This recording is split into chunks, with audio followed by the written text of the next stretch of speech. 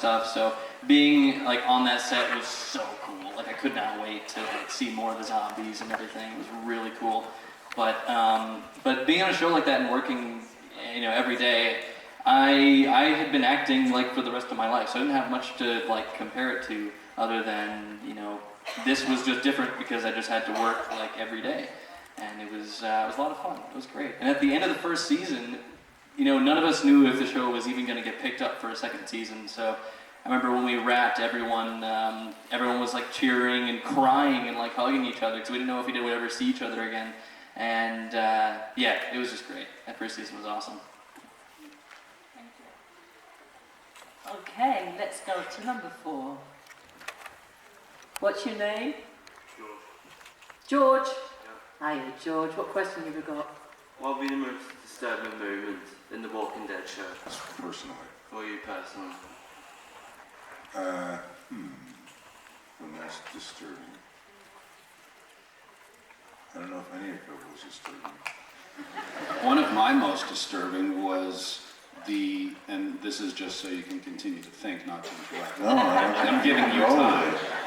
Being completely unselfish. I think the most disturbing stuff we do is the most fun stuff for us.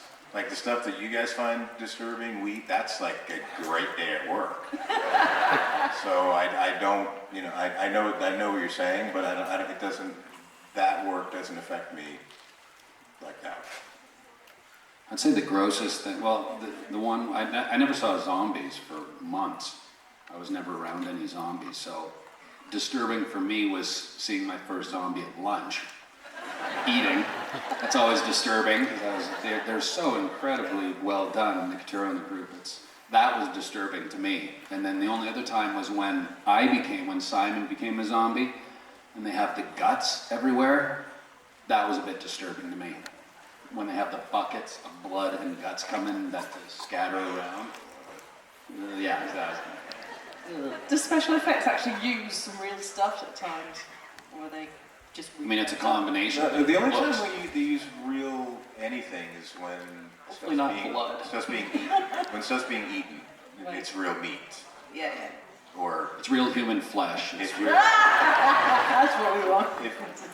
Or if we're running out of people, running out of extras in Atlanta. Real impossible meat. If you're vegetarian. Humans. I think the most disturbing thing for me was we were in the midst of doing the sequence where Carl loses his eye. And so I get to base camp and I walk into the hair and makeup trailer, and then I see sitting in the hair and makeup trailer, it's me. But it's not moving. And it has an eye carved out of it. It's a mannequin. They had made a mannequin of me. And it was sitting in the chair. And it was just the weirdest moment of like, okay, I'm real. I'm real. That is not real. It was so weird because it was like they had taken a cast of my face and put it, you know, on this mannequin, and it was just so weird to just see like me sitting in that chair with an eye just carved out. It was really bizarre. Gross. Does that answer your question, George? Cool. Thank you very much. Let's move over to number 1. Hi. What was your favourite behind-the-scenes moment or memory?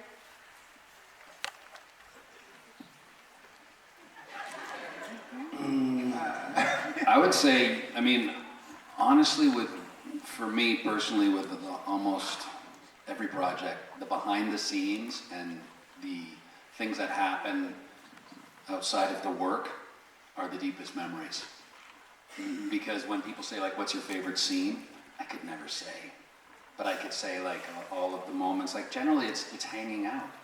Like, in Atlanta, I mean, we all became very close and spend a lot of time together. So it's all those moments. It's really everything outside of the work that is the most special that I remember. You know, my memories. I agree with that. I just remember hours, which is me and Josh just laughing.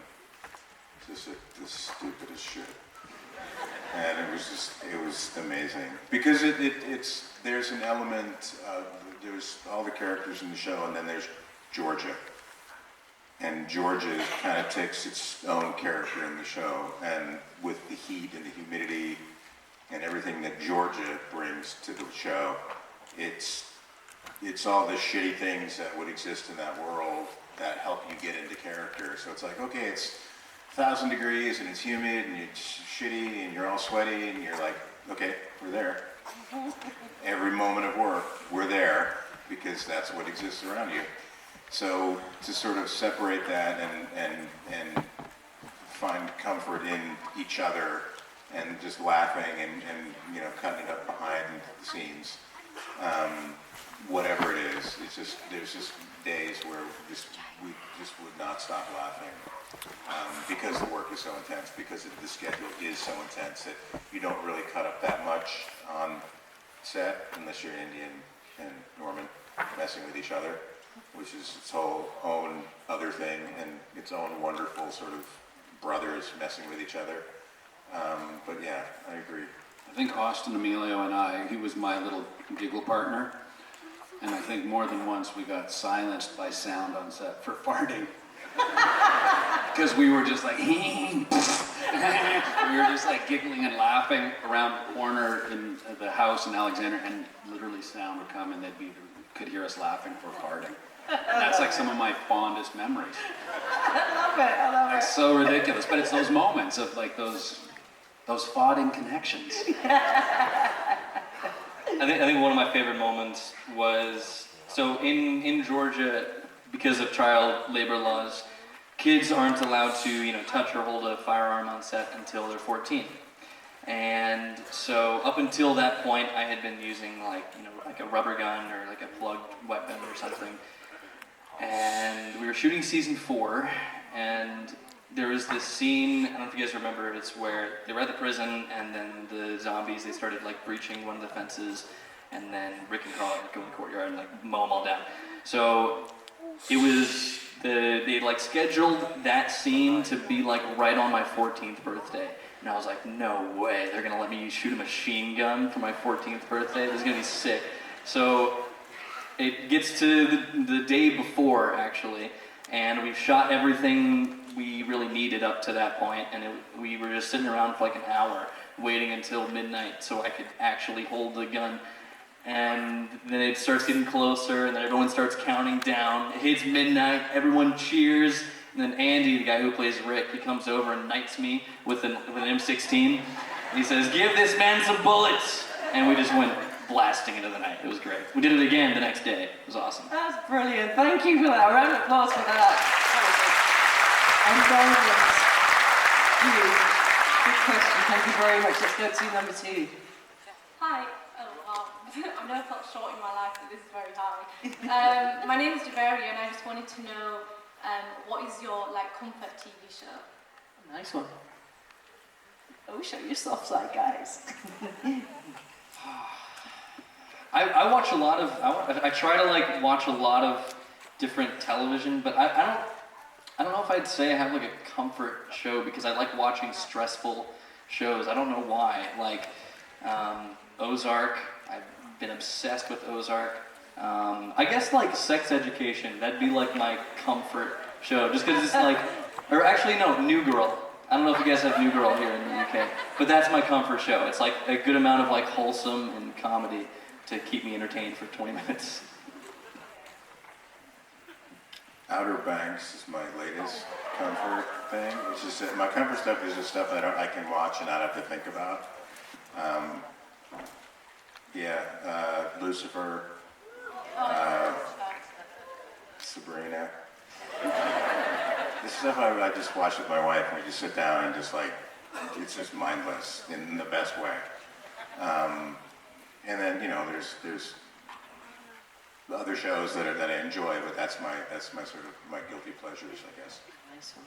What about you, Steve? I don't watch a lot of TV or movies, but I guess my guilty pleasure is YouTube. But I end up watching. I can spend hours watching just clips of Loop of Death. Yeah, but just I usually watch bizarre interviews of a Bowie or Or I also like Behind the Musics. That's my guilty pleasure. They just started that again. So like the history of Duran Duran. I'll watch that. Awesome. Yeah. Bret Michaels, like the story of Bret Michaels, and I watch these things. That's usually what I watch. Are you going to watch back this interview? No. I see myself enough. Thank you for your questions. Very good. Okay, let's go up to, oh, cues are full. Where have I gone? I've gone to number 1, number 2. Let's go to number 4. Hi, I'm Jacob. Hi, Jacob. So what was it like to find out about your death because they don't match up with the comics? Is it like surprising? Yeah, I mean, I found out like a couple months prior to my character getting killed off, but it was at kind of like I thought it was really bad timing, but it ended up being pretty good timing because I had just gotten a place down near the set, and I had like I had my college like all set up. I had like my major, and I think like the next week I was going to pick out my classes, and then I was told I wasn't going to be on the show anymore, so I was like, okay, well, yeah. But luckily it was like right before the deadline that I could actually like withdraw from the college that I was going to, so I was able to kind of take that, move out to Los Angeles, and kind of continue pursuing acting. And if I hadn't left the show, I wouldn't have spent the last 4 years studying acting and getting way, way better than I ever was on the show. So, and at the end of the day, it's been a really good thing. Not too bad. Yeah. Mine was sort of aligned with the comic. I mean, so far as the timing. You know, in the graphic novel, it's Denise's death in our show was Abraham's death in the graphic novel, and it only happened like 4 episodes or so, 5 episodes before or after it had happened, which is where they start to go searching for ammunition. I prefer the death in the show, as says Kirkman, over the graphic novel. There's a little more of a active death than a passive death. He just literally gets shot in the eye in the middle of a conversation in the graphic novel, and Kirkman thought that death did not honor his life. I personally would have loved to have seen Abraham and Sasha go a little bit further into all-out war, to see the two of them be soldiers together. But that being said, I was happy with when it happened. I knew when it was going to happen. I roughly knew, I only had 3-4 years or so on the show, so everything for me was as it was sort of scheduled. So I was fine with mine. I wasn't in the comics, so it was all borrowed time for me. And the only death thing that I would say is that Jeffrey and I wanted a much, not a much different fight, but a bit of a dirtier fight. You know, we thought, how can we make this nastier in how it went down? But that's about the only thing. Thank you.